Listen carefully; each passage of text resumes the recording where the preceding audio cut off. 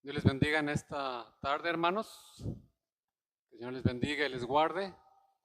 Siempre es un gozo y un privilegio poder compartir la palabra de Dios.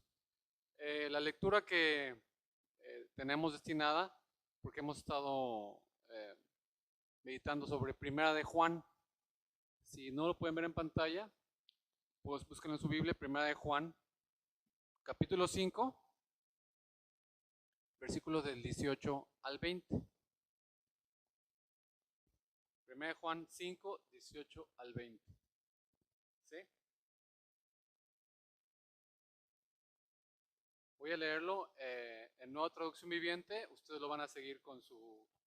ok. Está ahí en pantalla, entonces vamos a leerlo juntos para que veamos el contexto. Inicia con esta pregunta. Sabemos que los hijos de Dios no se caracterizan por practicar el pecado, porque el Hijo de Dios los mantiene protegidos y el maligno no puede tocarlos. El segundo, sabemos que somos hijos de Dios y que el mundo que nos rodea está controlado por el maligno. Versículo 20, y sabemos que el Hijo de Dios ha venido y nos ha dado entendimiento para que podamos conocer al Dios verdadero.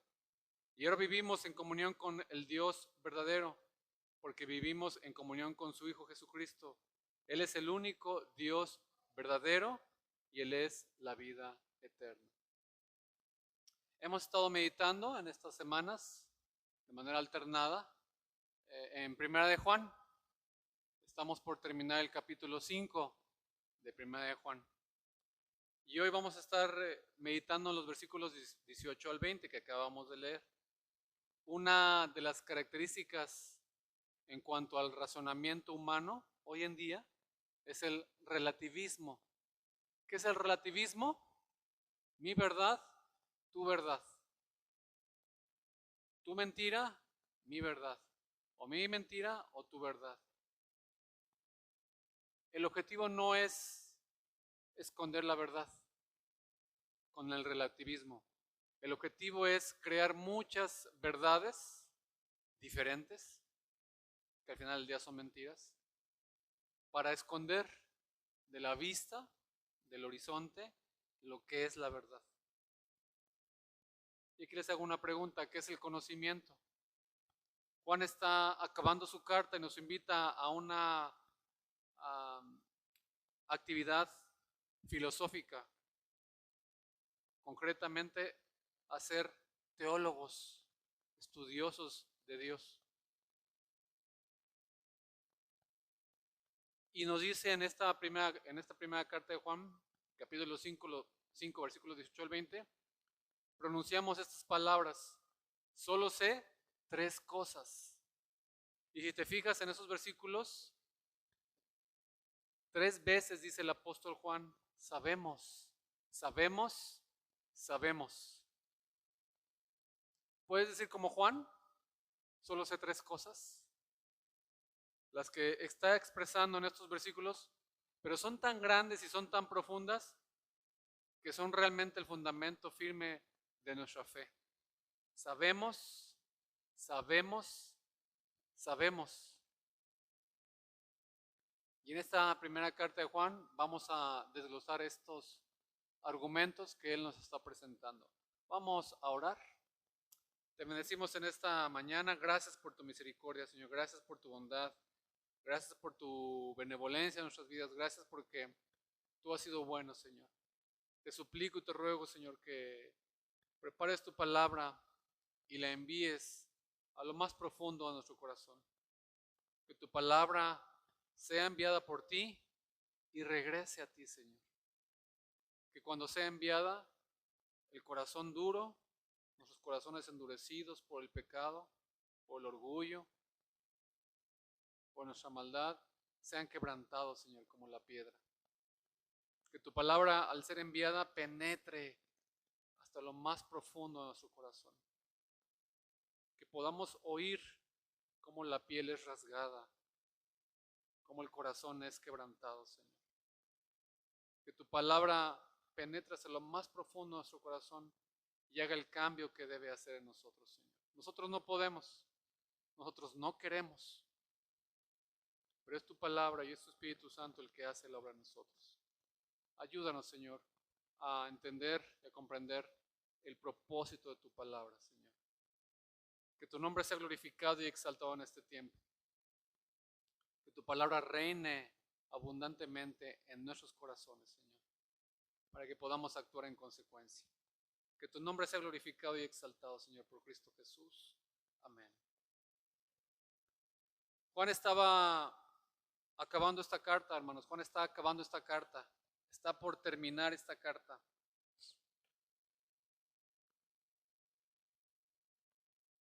Y ya estamos en los últimos compases de esta carta. Está sacando los grandes temas de su epístola para que nosotros meditemos en ella y para que queden grabados en nuestros corazones. Nos quiere afianzar en la verdad. Quiere que los creyentes nos sintamos seguros, firmes, confiados, serenos, a pesar de la adversidad, a pesar de todas las adversidades que ha expresado anteriormente en su carta. Peligros desde dentro, ¿se acuerdan? Peligros de afuera de la iglesia, persecuciones, falsos maestros, anticristos. Y a pesar de ello, nos está poniendo sobre los pies, sobre la roca.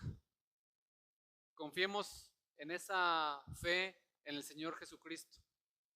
Y en el contexto inmediato de estos versículos, vemos el contexto inmediato en los versículos anteriores, versículos 16 y 17. Nos acaba de explicar aquellos que son dominados por el pecado, cometen el pecado mortal, se alejan de la fe, cuyo camino es de perdición, la apostasía.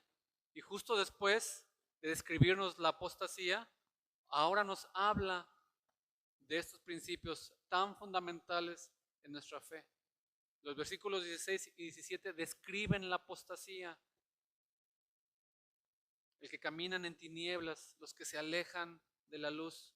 Y ahora Juan nos quiere describir el resultado inverso, aquel que camina en luz.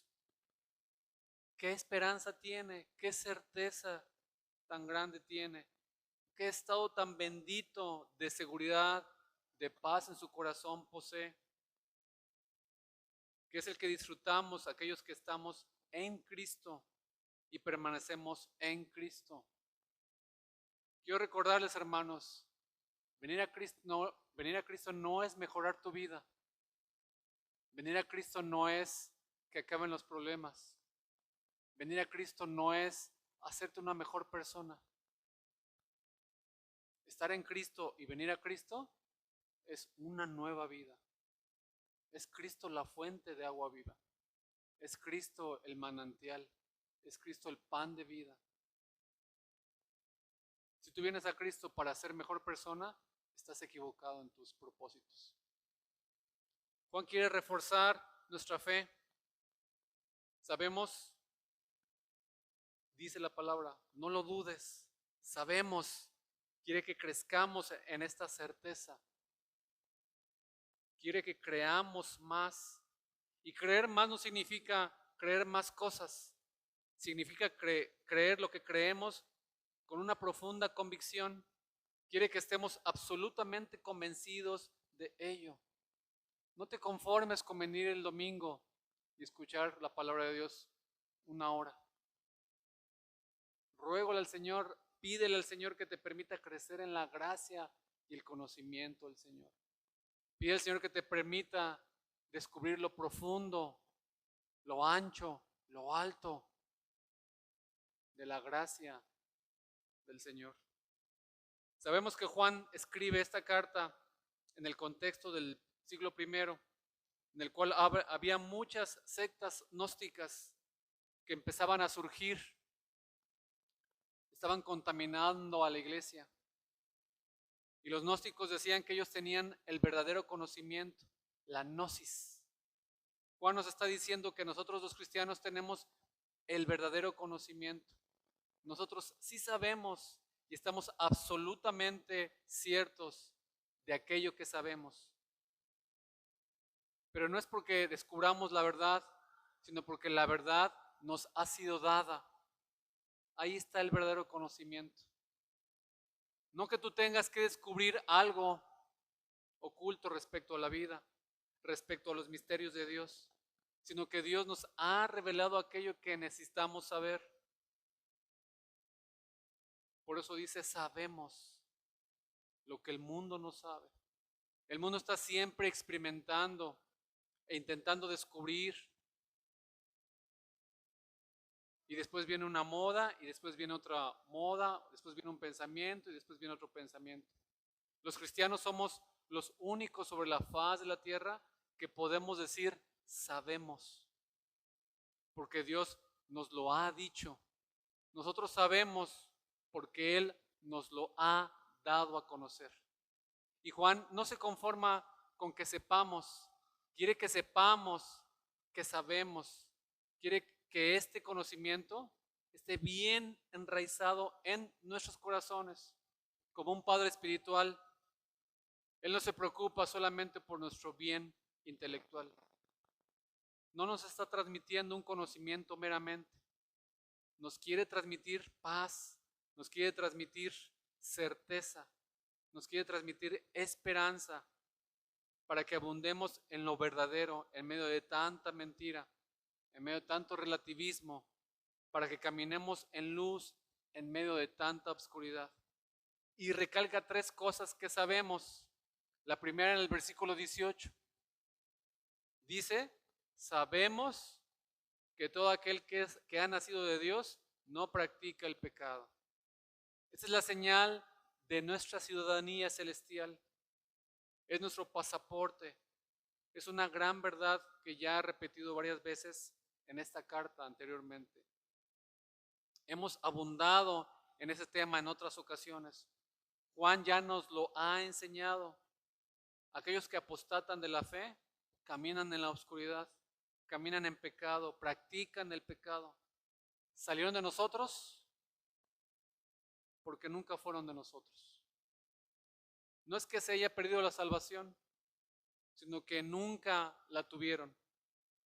Pero el creyente verdadero no debe temer a la apostasía, porque no practica el pecado, no camina en pecado, camina en luz.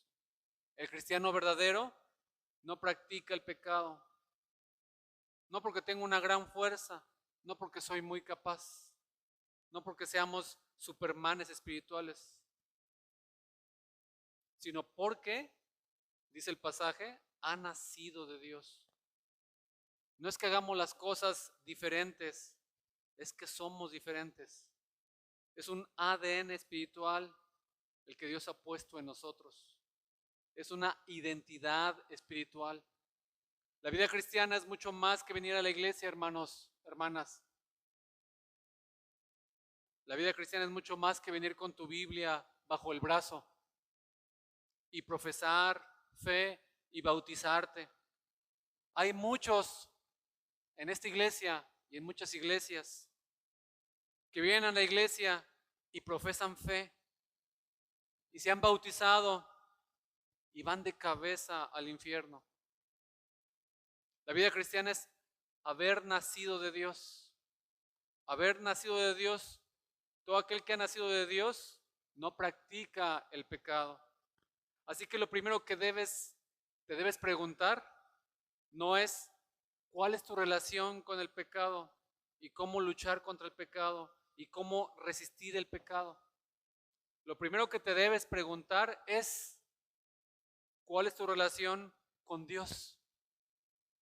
Porque según sea tu relación con Dios, así será tu relación con el pecado.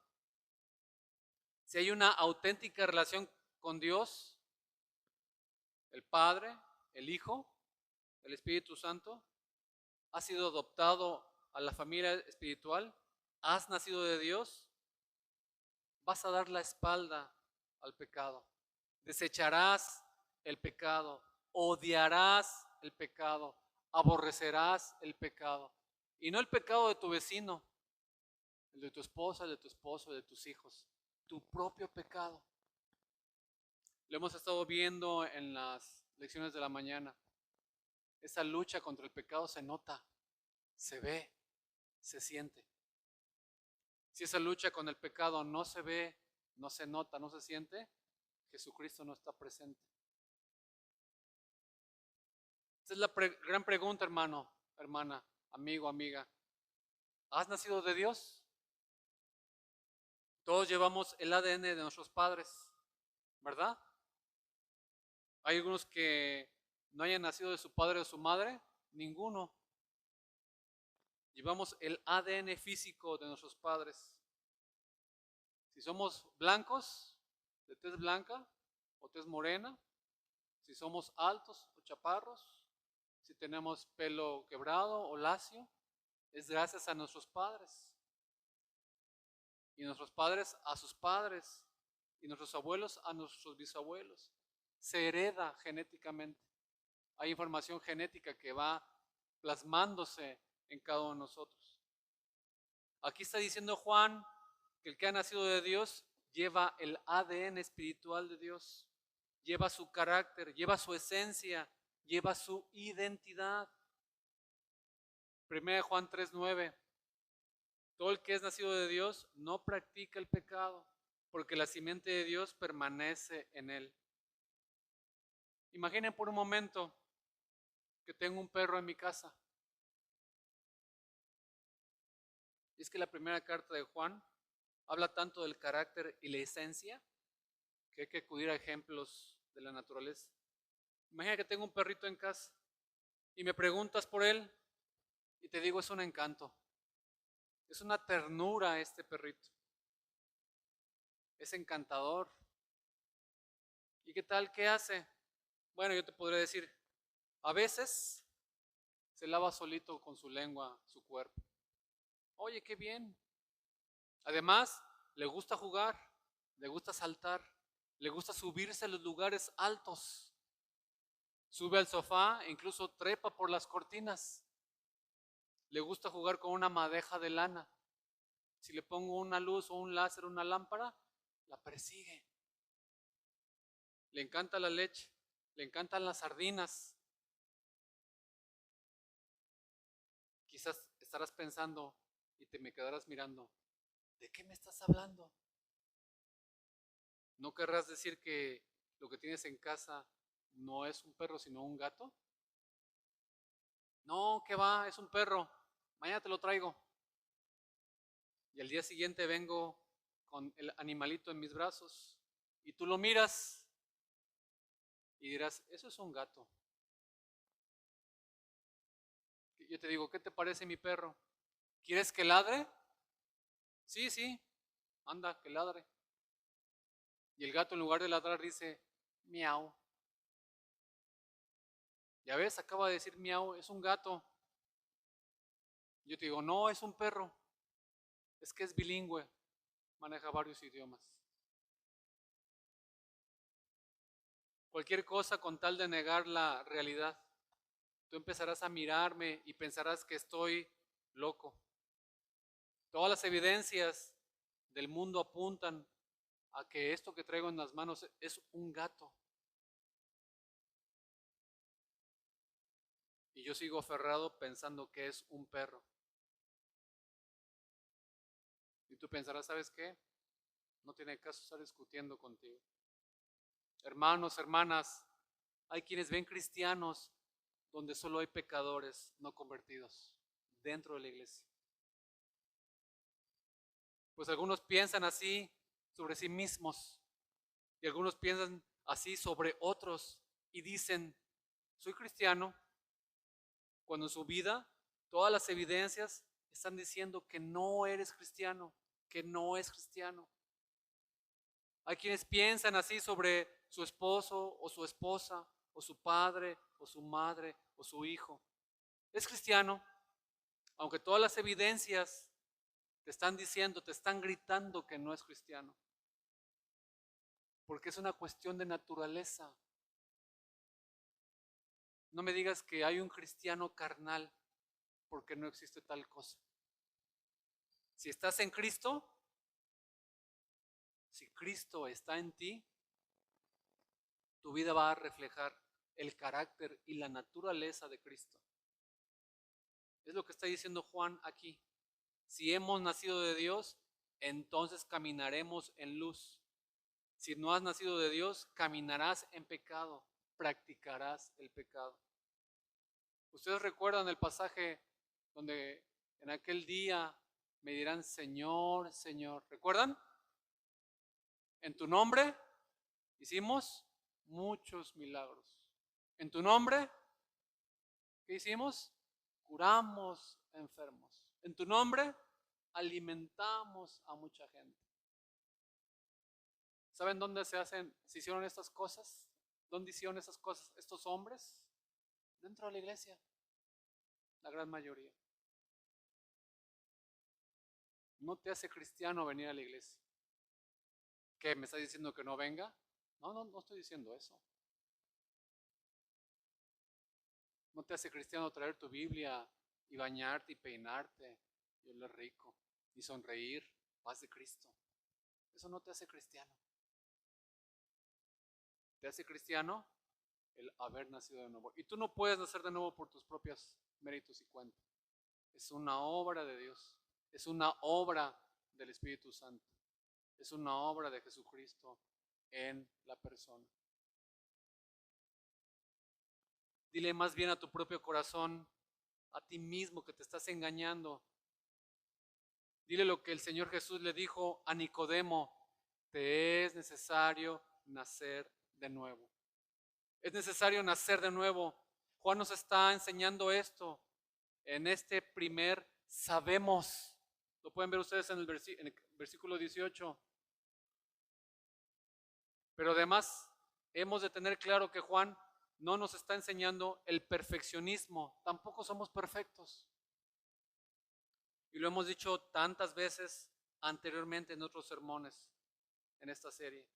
Juan no nos está enseñando que el cristiano está libre, absolutamente libre de pecado y de que camina en perfección sobre la faz de la tierra.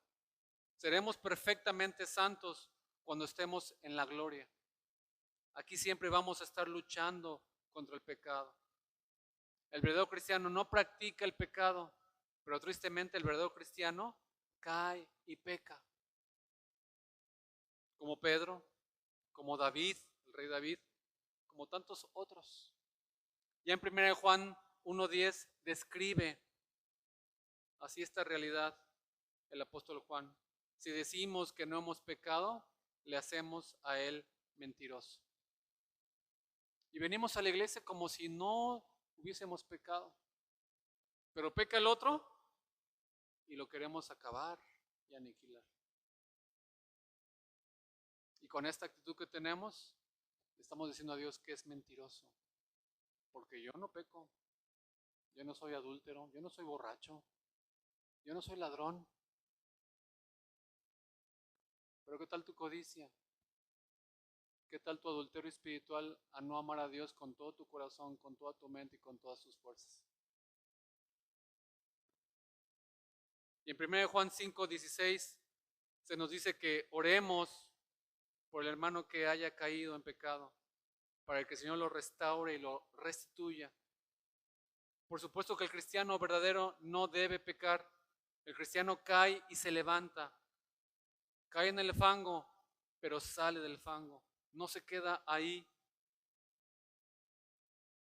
Puede venir el pecado a tu vida y vas a tener una lucha. Y vas a luchar contra él y lo vas a dejar en el nombre del Señor. Pero no va a ser una cuestión permanente en tu vida. La pregunta que nos está planteando aquí Juan al poner estos versículos seguidos es: ¿por qué aquel apóstata abunda en pecado y se aleja del camino del Señor y acaba en el mundo y se aleja de la luz y yo no? Fíjense la intención del apóstol. Es natural que la gente sin Cristo no busca a Cristo. Quizá a veces cuando está a punto de tener un accidente o tuvo un accidente, ay, Dios. es natural en el no cristiano. La pregunta aquí es crucial. ¿Por qué tú y yo seguimos aquí?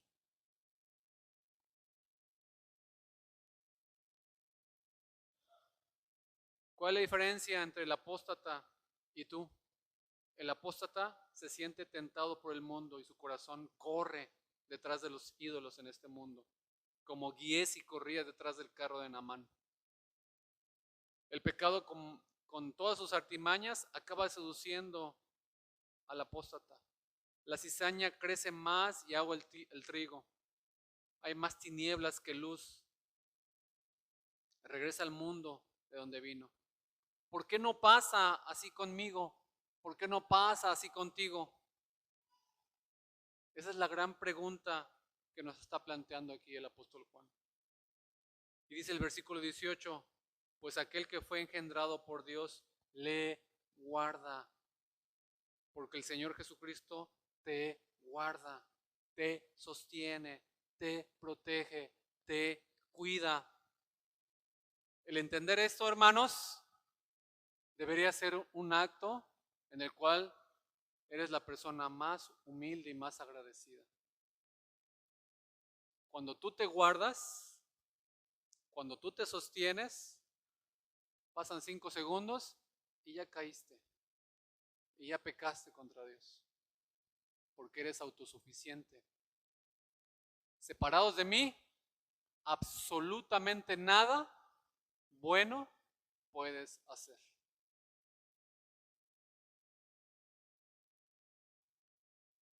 Cristo Jesús es aquel que fue engendrado por Dios.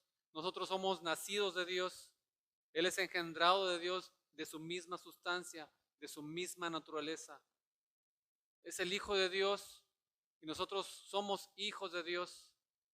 Él es el Hijo de Dios, el Hijo mayor, el primogénito entre muchos hermanos,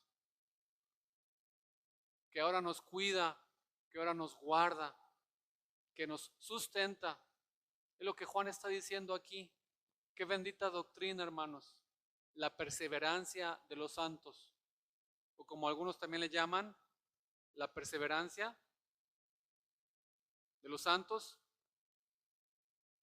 o la continuidad en la vida cristiana. Y aquí es exactamente lo que Juan está diciendo. No que nosotros perseveremos, sino que Él nos preserva, nos guarda. Tú nos sostienes a Cristo. Eso lo hace Dios en nosotros. Si tienes 10 años en la iglesia, 20, 50, tú no sostienes a Cristo, es Cristo a ti. Si eres tú el que sostiene, eres religioso, eres hipócrita. Y de ahí tantas variantes en nuestros corazones. Estamos en la iglesia, luego no estamos en la iglesia, venimos, luego no venimos, luego estamos en comunión, luego no estamos en comunión, porque somos nosotros los que estamos intentando vivir una vida piadosa. Eso es hipocresía.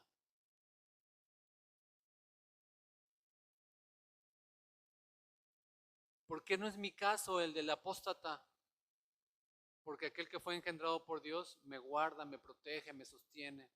No por mi propia virtud resisto al mundo, resisto al pecado, sino porque Él me guarda, su presencia está en mí.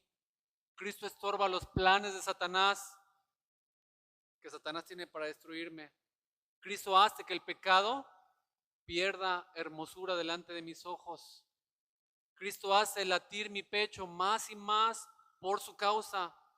Cristo intercede por mí delante del Padre cada segundo. Cristo me recuerda que Cristo me salvó, hermanos, y te salvó a ti. Cristo nos recuerda que Él nos salvará, me salvará, te salvará. Y Cristo también me recuerda que hoy me está salvando, que hoy te está salvando. Porque me guardas del maligno, porque me sostienes con tu mano. Cristo es el buen pastor, como leemos en el Salmo 23. Y aunque ande en valle de sombra de muerte, no temeré mal alguno. Tu vara y tu cayado me infundirán aliento.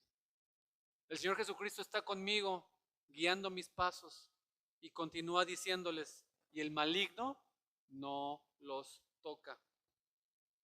El buen pastor saca la vara y ahuyenta al lobo, y el maligno no nos toca.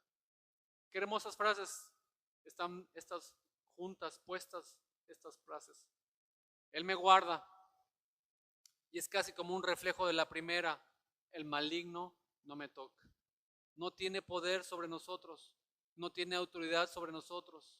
La protección de Cristo sobre los suyos es tal que el destructor no le puede tocar. Y el enemigo usa todo lo que está a su alcance para intentar destruirnos. Pero Jesús no solamente nos guarda del mal, porque eso podría parecer muy abstracto o muy general. Nos guarda del maligno, no nos toca. El maligno no te toca. Qué frase, hermanos. Tan sencilla pero tan profunda a la vez. Podemos estar meditando horas en esta frase. El maligno no le toca. Y pensarías, no sé si me toca, pero a veces lo noto muy cerca de mí. Es cierto que el diablo no puede poseer a un cristiano. Eso es una aberración, es una herejía. Pero porque allá donde está el Espíritu del Señor, ahí hay libertad. No puede habitar Satanás en donde el Espíritu de Dios ya ha tomado terreno. Pero ¿acaso el diablo no está a veces tan cerca que casi notas el aliento en tu nuca? ¿No lo ves? ¿No sientes su opresión? ¿No sientes sus tentaciones? ¿No sientes cómo está urdiendo, tramando algo para hacerte caer? Es una realidad, es una lucha. Mira la vida de Pedro, ¿recuerdan? Cuando Jesús empezó a enseñarles a sus discípulos sobre la pasión y sobre cómo habría de morir y habría de entregar su vida, ¿qué hizo inmediatamente Pedro? Empezó a reconvenirle. Quítate esa idea, Señor, de tu cabeza. Y le dice, no, que no te pase esto, Señor. No puedes ir a la cruz, no puedes morir. ¿Y qué le contesta Jesús? Quítate delante de mí, Satanás. Me eres tropiezo, porque no pones la mira en las cosas de Dios, sino en las cosas de los hombres. Según Mateo capítulo 16. Sí, a veces Satanás puede estar tan cerca como estuvo en el caso de Pedro. ¿Hasta qué punto Pedro se dejó engatusar y seducir para empezar a ver las cosas de forma humana, carnal, mundana? Hasta tal punto que el Señor le tiene que decir, apártate, aléjate, porque me está haciendo tropiezo para los planes que Dios tiene.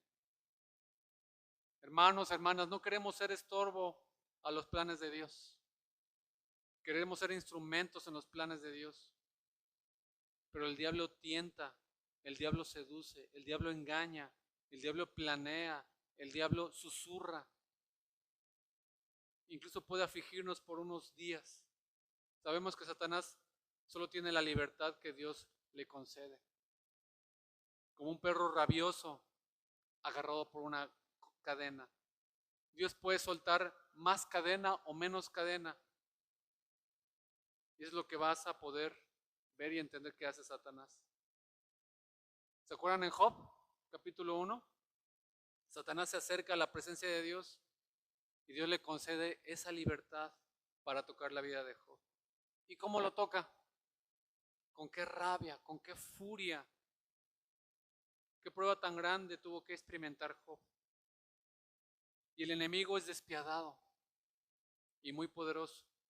Y sin embargo, ahora el apóstol Juan nos dice, el maligno no le toca. No le toca. El verbo tocar, aquí en el griego, es apto. Y es el único sitio donde el apóstol Juan usa este verbo en esta primera carta de Juan. No vuelve a usar este verbo en ningún otro lugar. a excepción del Evangelio de Juan, en el capítulo 20. ¿Recuerdan que encontramos a María Magdalena desconsolada, llorando, fuera de la tumba del Señor? ¿Sí recuerdan esa escena? Y está llorando porque el cuerpo del Señor no está, el cuerpo del Señor Jesucristo. ¿Se puede imaginar la situación? Está totalmente deshecha, desconsolada, confundida. Y se acerca un hombre detrás de ella. Ella piensa y cree que es el hortelano o el que cultiva el lugar, el huerto, el campesino, que está cuidando aquellas tierras. Mujer, ¿por qué lloras? Ella no le reconoce y sigue llorando. Y dice que se lo han llevado, se han llevado a mi Señor y no sé dónde le han puesto. ¿Tú sabes dónde le han puesto? Jesús le vuelve a preguntar después de un momento, ¿por qué lloras? Y ella le dice, si tú te lo has llevado, dime dónde lo has puesto y yo lo llevaré. No es hasta que Jesús la tercera vez le pregunta y pronuncia su nombre y le dice María. Entonces ella despierta y se da cuenta, son sus ojos abiertos y reconoce la voz de su maestro. Pasa de la tristeza y de desconsuelo a una lucha de emociones completamente desbordante para ella. Entusiasmada, sorprendida, que le dice, Raboni, maestro. Dice Juan 20:17. Son esas palabras las que Jesús le dice a María, no me toques. Aquí usa el apóstol Juan el mismo verbo que está usando en primera de Juan capítulo 5.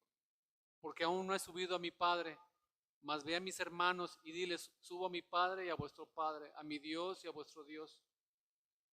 Seguramente hemos escuchado muchas interpretaciones con respecto a este versículo, pero es mucho más sencillo de lo que pensamos.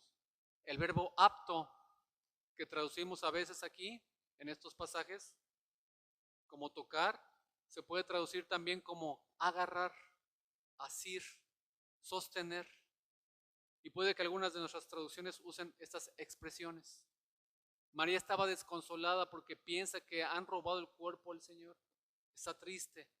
Pero cuando reconoce la voz de su maestro, esa tristeza se convierte en un profundo gozo. Una desbordante alegría la sobrepasó a ella como ser humano.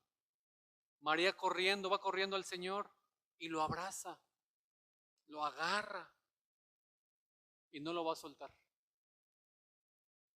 Imagínate la escena. Jesús con María, agarrada ahí.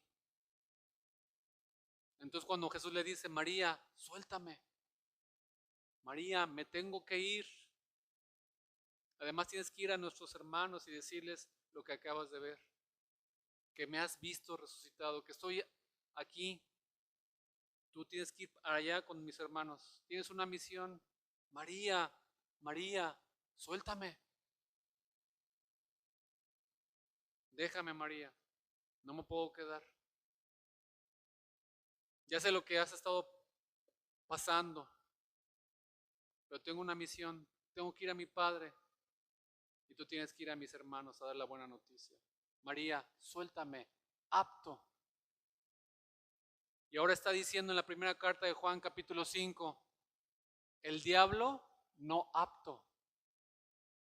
No nos puede agarrar, el diablo no nos puede asir, el diablo no nos puede sostener, el diablo no nos puede retener. Por muy cerca que te parezca que está, él no puede. Porque eres propiedad de Dios. El maligno no nos toca.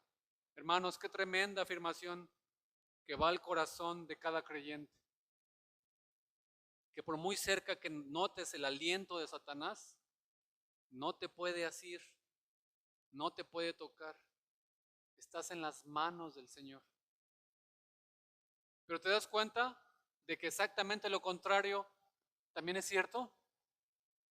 Si no estás en Cristo, si no tienes una relación, si no has nacido de nuevo, si no eres una nueva criatura, yo me pondría a temblar si no estuvieras aún en el Señor. Si no has venido a los pies de Cristo, ponte a temblar. Porque este versículo está diciendo lo siguiente, y pongan atención a aquellos que aún no están en Cristo. Todo el que no es nacido de Dios practica el pecado, porque Jesucristo no le guarda y el maligno le tiene agarrado. Es escalofriante leerlo en este sentido, al revés. Es reconfortante leer lo que Juan nos está diciendo a los que estamos en el Señor. El que está en Cristo tiene la zarpa de Satanás agarrándole por la espalda, arrastrándole hacia el abismo día con día. Pero el que está en Cristo, el diablo no tiene poder, no tiene autoridad sobre él. Así que si eres de Cristo, no temas al enemigo, por mucho que ruja a tu alrededor, mirando a quién devorar. Ruge y que ruja todo lo que quiera, que haga el ruido que necesite, pero no va a poder agarrarte. Jesús de Nazaret abrió el puño de Satanás para liberarte a ti y a mí. Ahora eres suyo. Te libró de sus apestosas garras y ahora es Cristo el que te sostiene con toda su fuerza. Ni una bomba atómica, ni nada creado en el cielo, en la tierra, podrá separarnos del amor de Cristo. Lo acabamos de cantar hace rato en la alabanza. Es imposible mover un dedo del Señor. Las manos de Jesús se abrieron para derramar su sangre preciosa y para comprarnos.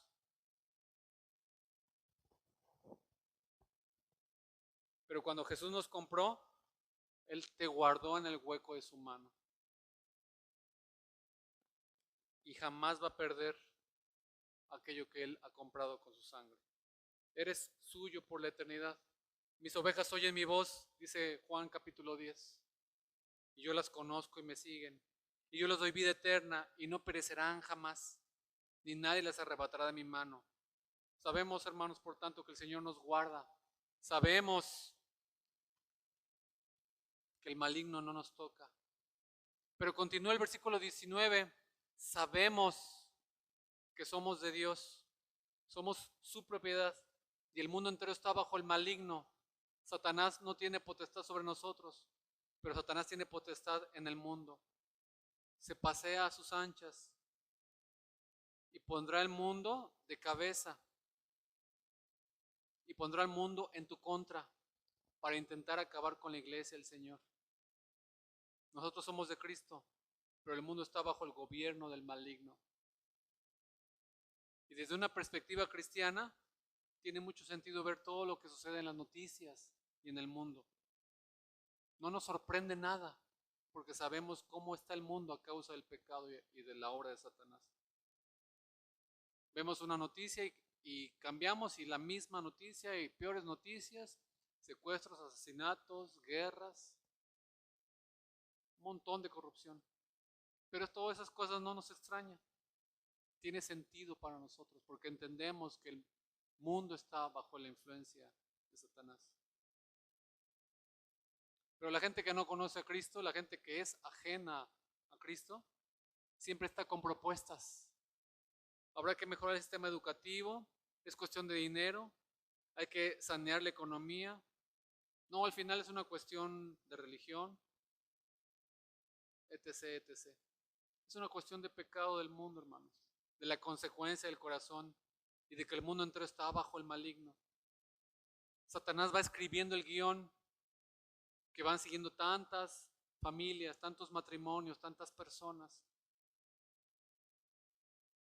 Para el incrédulo no tiene sentido porque ignora esta realidad espiritual que está escribiendo la palabra. Para nosotros tiene mucho sentido. Entendemos muy bien qué está pasando en el planeta Tierra. Que desde el principio, ya en el huerto del Edén, el hombre le ha dado la espalda a Dios y le ha dado la batuta a Satanás. Y le ha dicho a Satanás, dirige tú todo esto. Seguiremos tu consejo, seguiremos la voz de la serpiente, cerraremos la palabra de Dios. Es lo que ha hecho el mundo por generaciones. El hombre sigue intentando buscar solución, negando lo que dice la palabra de Dios, intentando cambiar las cosas inútilmente, y sigue fabricando religiones, y sigue fabricando nuevos sistemas políticos, y cree que debe mejorar la economía o cambiar el sistema educativo, o la psicoterapia, o las pastillas, o la diversión, o la tecnología, pero todo sigue igual o peor. Y entonces, como en el huerto del Edén, el hombre empieza a echarle la culpa al hombre. ¿Qué hicieron Adán y Eva, hermanos? Sino culparse y mirarse con reproche todos los días de su vida. El hombre echa la culpa al hombre. La culpa es de los comunistas, la culpa es de los capitalistas, la culpa es de los árabes, la culpa es de los judíos, la culpa es de los americanos, la culpa es de las izquierdas, la culpa es de las derechas, la culpa es de los españoles, la culpa es de los gringos que nos robaron territorio, la culpa es de los banqueros, la culpa es de los masones, la culpa es de los aztecas. Ayer fue el Día de la Raza, ¿recuerdan? La culpa es de los Illuminatis, la culpa es de los reptilianos. ¿Para qué nos inventamos enemigos si ya hemos leído lo que dice la palabra de Dios?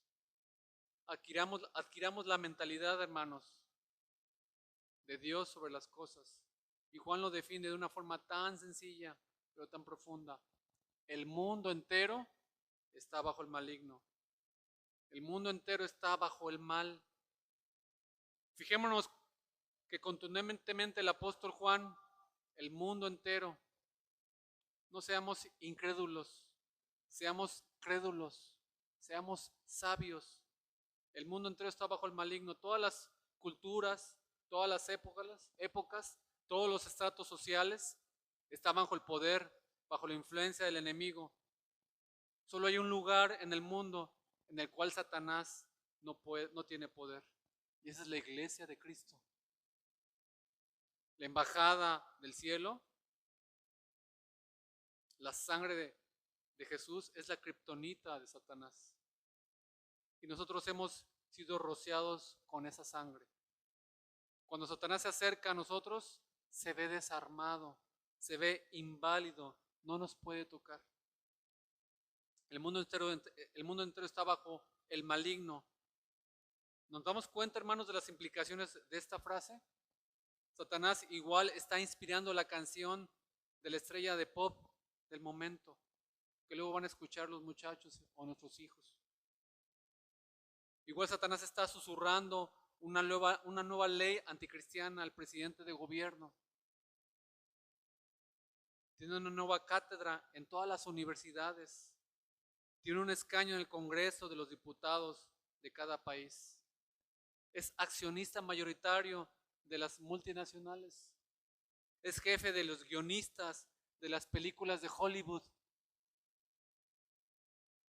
Él escribe las historias en tus series de Netflix. Se enseñorea del mundo y va a intentar usar cualquier cosa que hay en el mundo para desprestigiar el evangelio, para matar a la iglesia, para destruir tu salud. El mundo entero está bajo el maligno, hermanos. Tomemos la vida cristiana en serio, por favor, porque esta es una guerra, es una batalla. ¿Recuerdan todos ustedes? 2007, 2008, 2009, 2010, 2011 y 12, Torreón estaba bajo la guerra del narcotráfico. ¿Se acuerdan? ¿Cómo vivíamos? Con temor, con psicosis colectiva, negocios cerrados, calles vacías. ¿Te puedes imaginar esta circunstancia? Que el narcotráfico tomara por completo Torreón. ¿Cómo vivirías? Quizá con temor, quizá en alerta, Quizás dudarías del pizzero que te lleva las pizzas a tu casa. Y no sabrías si primero ir a tu casa a la cocina y agarrar un cuchillo y después abrir la puerta. No sé que dentro de la caja de pizzas traiga una ametralladora. ¿Cómo vivirías? Alerta. Al subirte a tu coche y manejar, ¿cómo conducirías? Alerta. Pues ahora Juan te está diciendo, el mundo está bajo el maligno. ¿Cómo vas a vivir? ¿No vas a vivir con alerta, sabiendo que el maligno quiere destruir tu alma? ¿No vas a vivir constantemente encomendándote a Dios? ¿No vas a estar alerta para, en lugar de ser tropiezo, ser luz en medio de la oscuridad? Hermanos, es una guerra. Juan nos llama a la seguridad de saber que Jesucristo nos guarda y a la vez nos llama a la prudencia de saber que todo está bajo el maligno. No seamos ingenuos. No puedes ver cualquier programa de televisión. No puedes dejar a tus hijos solos en el internet. No puedes consumir cualquier música que sale por ahí. No puedes comprar cualquier novela. Vigila que el diablo está como león rugiente mirando a tu alrededor a quien devorar. El cristiano es un soldado que siempre está uniformado, con el fusil cargado, despierto en su puesto, en su trinchera, noche y día. Todo está bajo la influencia de Satanás. Pero hay algo curioso que no quiero que pierdan de vista y que vemos en la palabra. Y es que el mundo no le pertenece a Satanás. No es suyo. El mundo está bajo su influencia, pero no es de él. Imagínate que ahorita que llegas a tu casa, esperemos en Dios que no suceda, pero llegas a tu casa y te encuentras a alguien que ha invadido tu casa. Ya está en tu cama acostado viendo la televisión, haciendo scroll a ver qué película va a ver en Netflix. A su lado tiene un café o la comida que a ti te gusta y que la sacó del refrigerador o la nevera, como le dicen, ¿verdad? Y está acostado en tus colchas o cobijas nuevas que acabas de cambiar, en tu colchón ortopédico, con el clima a 20 grados, campante. Llegas y tú, ¿qué sucede aquí? Y él te dice, hola, sé que es tu casa, pero ahora es mi casa. Y vamos a hacer un trato. Si tú me das esto, yo te doy permiso de que estés en tu casa. ¿Qué haces cuando sucede esto? ¿Qué harías si sucedería esto? Encima de que está en mi casa, ¿quiere todavía venderme mi propiedad? Hermanos, así mismo pasó en el huerto del Edén. Se puso como gobernante, como rey en lugar de Dios. Sabemos que el rey es Dios y el virrey era Adán. En Juan 12, Jesús le llama el príncipe de este mundo. En 2 Corintios 4 se le llama el Dios de este siglo. En Job capítulo 1 se acerca a Dios y cuando Dios le pregunta, ¿de dónde vienes? Él responde con desfachatez y descaro, de rodear la tierra y de andar por ella. Es decir, de ver cómo está todo aquí en mi mundo. Eso es lo que Satanás le responde a Dios. En Mateo 4:9, Satanás tienta a Jesús enseñándole los reinos de la tierra y le dice, todo esto te lo daré si postrado me adoras. Satanás se enseñorea del mundo, pero ha usurpado el mundo, no le pertenece. Y todo esto va a ser restituido bajo los pies y señorío de Jesucristo próximamente. Todos queremos servir en la iglesia y está bien, pero muy pocos sirven al Señor fuera de la iglesia. La semana pasada estábamos hablando sobre un ministerio que está en internet de un hombre que es de Tijuana, que es cristiano, y se dedica a recoger a gente drogadicta en las calles de Tijuana. Él da su testimonio y dice que ya lo han abordado la gente del narcotráfico y que le preguntan qué ha hecho, qué hace, por qué lo hace así. Él les explica y los narcotraficantes deja que trabaje.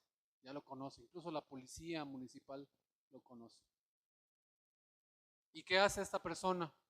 Llega, habla con ese drogadicto, todo orinado, todo sucio, todo despilfarrado como ser humano, como un trapo humano, y le dice, tú has sido becado. Y en conjunto con otras personas lo agarran, él se resiste y lo llevan a una camioneta y se lo llevan a un centro de atención contra las adicciones cristiano. Mucha gente en redes sociales dice, no, es que no es la forma de llevártelo. ¿Por qué lo agarras contra su voluntad? Después de unos meses, esa misma persona que fue llevada con fuerza a ese centro contra las adicciones, da su testimonio después de 3, 4, 5 meses, con el pelo corto, limpio, bañado y con una mente clara. Y le pregunta, ¿cómo estás, fulanito? Bien. ¿Cómo te sientes? Bien, en paz con Dios, con los hombres. ¿Estás contra tu voluntad? No. Imagínense qué testimonio, qué historias de personas que no se conforman con servir en la iglesia, dentro de la iglesia. Allá afuera hay mucha necesidad. Lo vemos cuando hay evangelismo. No esperes que haya evangelismo. Y si hay evangelismo, asiste, involúcrate. Pero evangeliza en todo momento. Ahí donde estés, en la calle, en el trabajo, cuando se pueda, sin descuidar el trabajo. ¿Por qué? Porque el mundo no le pertenece a Satanás. El mundo es del Señor. Y tú estás llamado, y yo estoy llamado a cumplir ese mandato. Multiplicar y llenar la tierra con personas, hombres y mujeres, con niños, con ancianos, que me conozcan, que extiendan mi reino. Es bien cómodo, hermanos, venir nada más y sentarnos y separar la iglesia, lo espiritual y lo secular. No existe eso. No existe una vida espiritual y una vida secular. Eso no existe. O es todo de Cristo o no es nada. Gracias a Dios, hermanos, sabemos que el Hijo de Dios ha venido. El mundo está bajo el maligno y aunque no le pertenece, Satanás aún ha usurpado la autoridad de Dios. Pero el Hijo de Dios ha venido. Jesús dijo, en el mundo tendréis aflicción, pero confíen, yo he vencido al mundo. Jesucristo es quien entra en la casa del hombre fuerte y le ata y saquea sus bienes, porque el reino de Dios se ha acercado. El Hijo de Dios vino en 1 Juan 3:8 para deshacer las obras del diablo. Gracias a Dios que nuestro libertador, nuestro Moisés espiritual, ha venido para liberarnos de la influencia de la esclavitud, del pecado. El maligno es el padre de mentira y desde el Edén está esparciendo mentiras y el mundo sigue sus mentiras y escuchando la voz de la serpiente. Pero desde el Génesis también recibimos esa promesa de un libertador que aplastará la cabeza de la serpiente. El Hijo nos ha de liberar. Y si el Hijo os libertare, seréis verdaderamente libres. Jesús dijo, conoceréis la verdad y la verdad ¿qué? Os hará libre. ¿Y dónde está la verdad, hermanos? La verdad no es intelectual. La verdad tampoco es algo subjetivo. No es mi verdad, no es tu verdad o nuestra verdad. Porque la verdad no es algo. La verdad es alguien, Jesucristo. Jesucristo dijo, yo soy el camino. Yo soy la verdad. Yo soy la vida. La verdad es una persona y se llama Jesucristo. Nadie viene al Padre si no es a través de mí.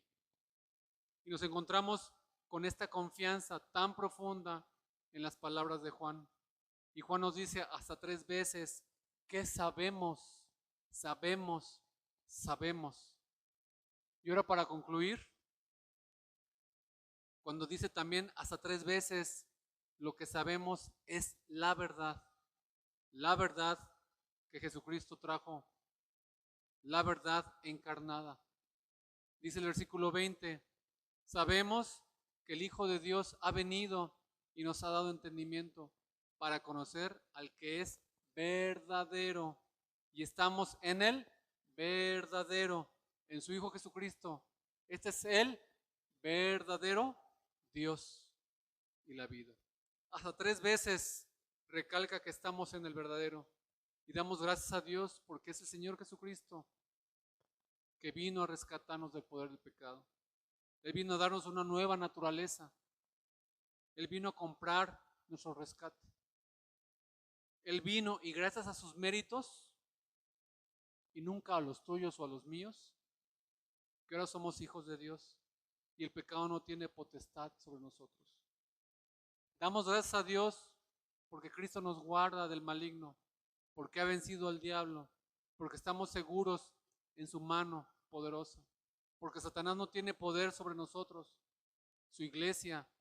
Damos gracias a Dios porque sabemos la verdad, porque tenemos la certeza de la verdad que tenemos en la palabra, la verdad del Evangelio, la verdad de que el Mesías es el Dios verdadero que se hizo carne para venir a rescatarnos. Porque la promesa de la vida eterna es cierta y es segura.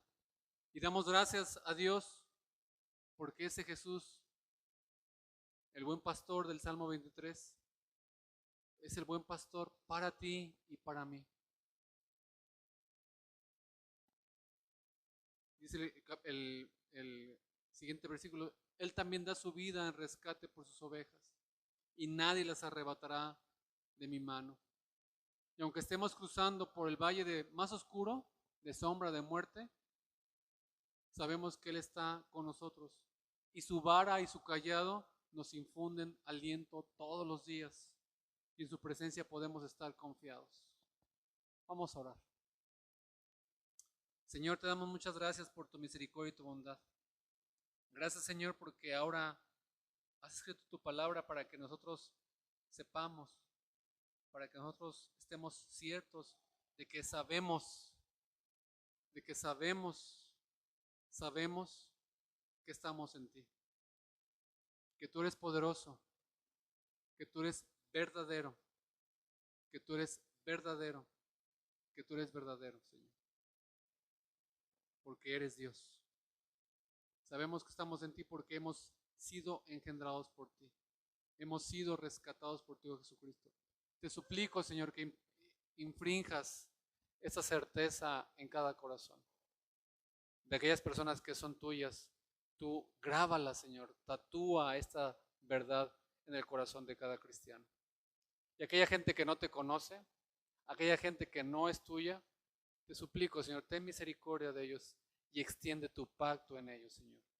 Que ellos puedan venir a ti con confianza, con certidumbre, con humildad, Señor. Gracias por tu palabra que nos exhorta y que nos anima a estar confiados y a estar ciertos en tu palabra. Permítenos crecer en la gracia y el conocimiento de tu Jesucristo, Señor, para tu gloria y tu honra, Señor.